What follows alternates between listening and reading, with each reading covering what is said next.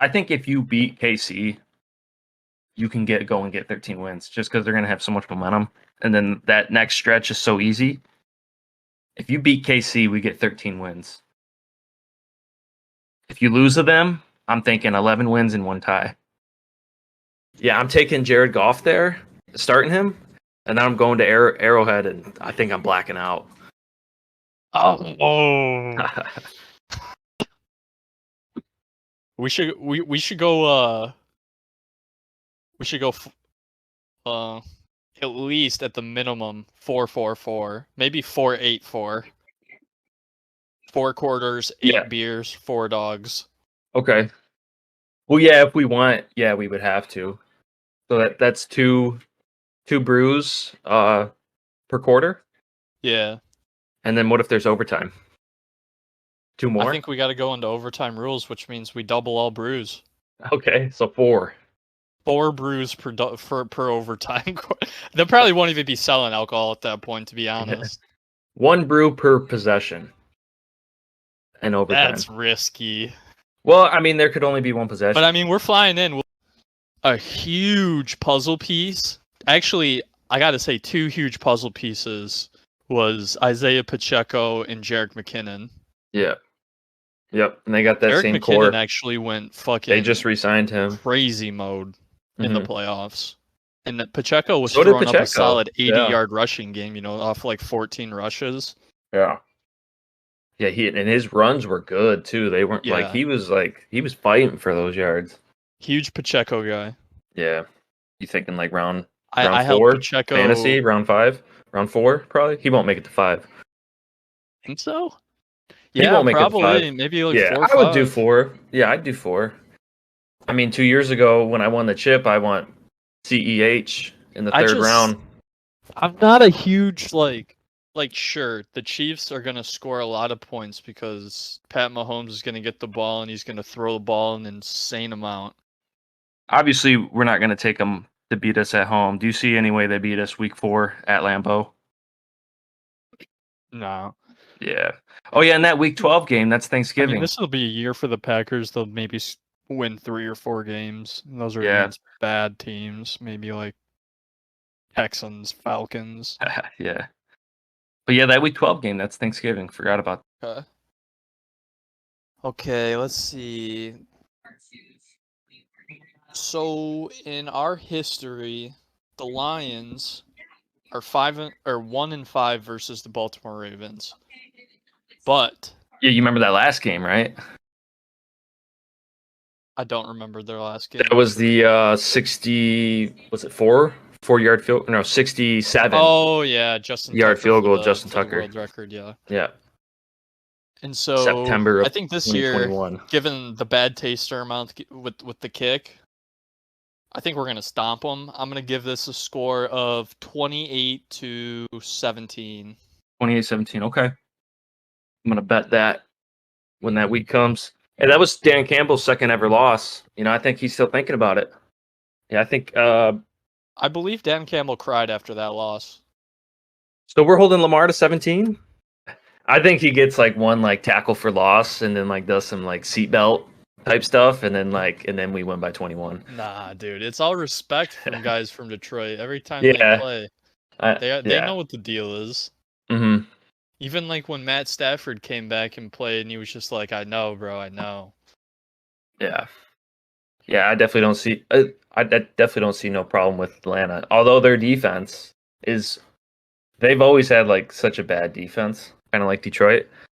But out of nowhere, I feel like they got a nice defense. They picked up 3 members from the secondary, including Jesse Bates.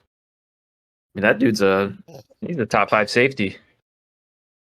Probably top 3. I mean, we were not built to play in negative 8-degree weather. Yeah, we were so young. I think that some teams, they get exposed from the cold. Yeah. That might be something to note when we get into playoff time.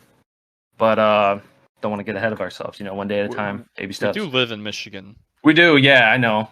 Yep. And Michigan football, Wolverines, they thrive under those conditions, but I think this year, everyone's 1 year up, and living an extra year in Michigan.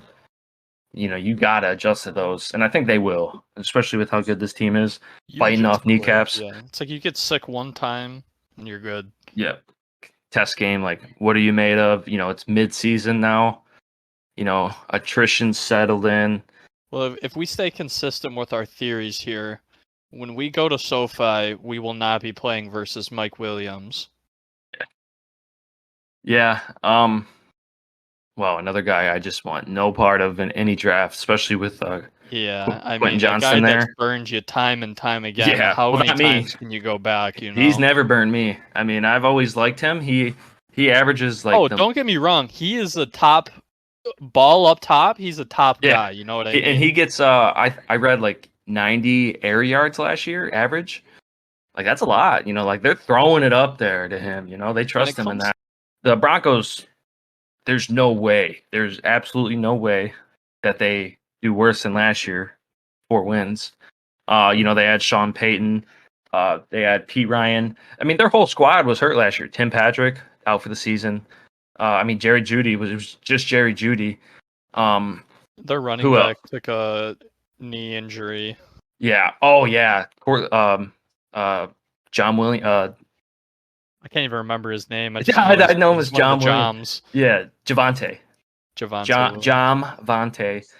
Um, dude, he absolutely he tore every ligament in his knee.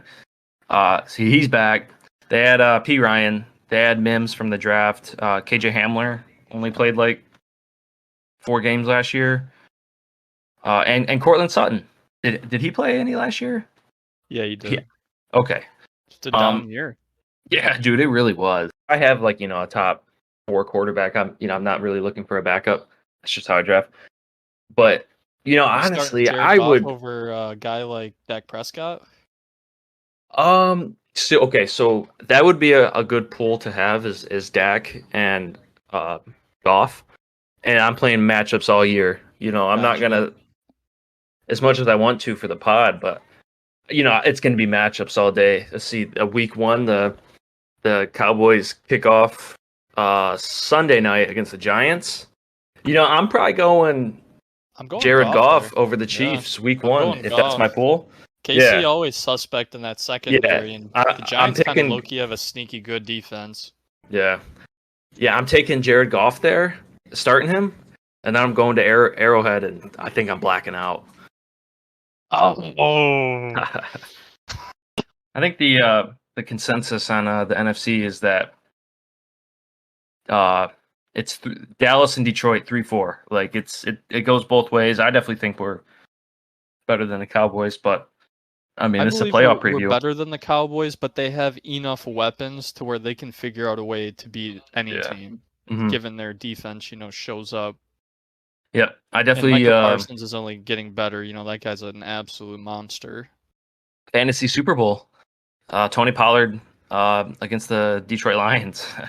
Yeah, we're seeing now too that Zeke may actually stay. Yeah, will get brought back on a veteran minimum. That would kind of be funny. I think he's still the third back if he comes back because they drafted Vaughn. Yeah, because at this point it's like you can run him for like half the season and incorporate the rookie. Yeah. And then at some point, phase him out because what does Zeke really do besides?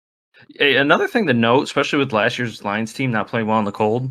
I mean, we did poop on the Packers at Lambeau, but that was a struggle. So week 13 at the Saints, that's a dome. Week 15 we're home, dome. Week 16, like this is cold weather. Week 16 Vikings dome. Week 17 Cowboys Yeah, I mean that's an dome. important factor because then guys aren't fighting that cold shit. Yep, week 18 dome.